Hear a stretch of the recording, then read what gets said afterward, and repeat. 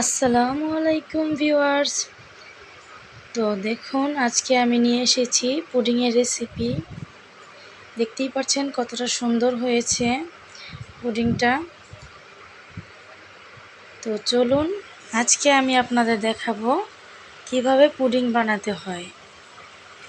পুডিংয়ের পুরো রেসিপিটা দেখার জন্য ধৈর্য সহকারে বসুন।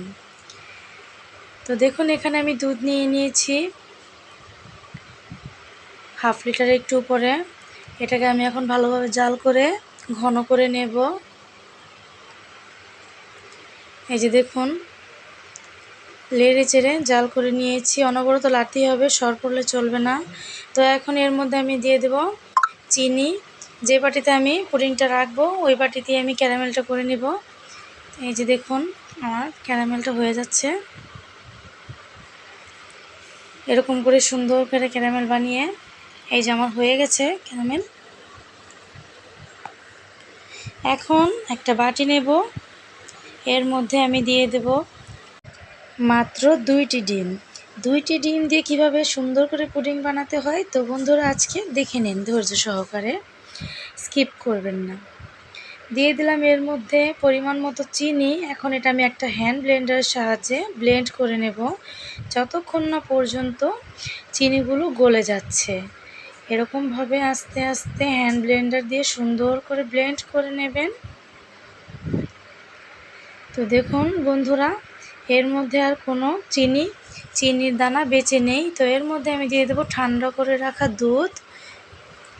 ভালোভাবে নেড়ে চেড়ে তারপরে যেই বাটিতে আমি ক্যারামেল সেট করেছি ওই বাটিতে ঢেলে নেব। চুলায় পানি দিয়ে কড়াই বসিয়ে দিয়েছি, এর মধ্যে দিয়ে দেবো পুডিং। তারপরে ঢাকা দেব 30 মিনিটের জন্য। 30 মিনিট পরে আমার আবার আসলাম। এখন এর মধ্যে একটা কাঁটা চামচের সাহায্যে দেখবো এটা হয়েছে কিনা। তো দেখুন, চামচের মধ্যে কোনো কিছু লেগে নেই, তার মানে আমার পুডিংটা হয়ে গেছে। এই যে দেখতেই পাচ্ছেন হয়ে গেছে। এখন আমি একটা প্লেটের সাহায্যে এটাকে সুন্দর করে ঢেলে নেব। এই যে দেখুন, আস্তে আস্তে উঠিয়ে নিচ্ছি। দেখতেই পাচ্ছেন কতটা সুন্দর হয়েছে। যদি আপনার বাচ্চা দুধ খেতে চায় না, ডিম খেতে চায় না, তাহলে অবশ্যই আপনি এই পুডিংটা বানিয়ে দেবেন। এই পুডিংটা বানিয়ে দুধ ডিম দুটোই থাকে, দুটোর পুষ্টিই পাবে আপনার বাচ্চা, আবার মজাও পাবে। সুন্দর করে যদি পুডিংটা আপনি বানিয়ে দেন, আপনার বাচ্চা অনেক মজা করে খাবে। তো এই যে দেখুন, আমি ভেতরটা দেখিয়ে দিচ্ছি কতটা সফট হয়েছে। দেখতেই পাচ্ছেন কতটা সফট হয়েছে। ভিডিওটি ভালো লাগলে অবশ্যই চ্যানেলটি সাবস্ক্রাইব করে দেবেন। ভালো থাকবেন, খোদা হাফেজ।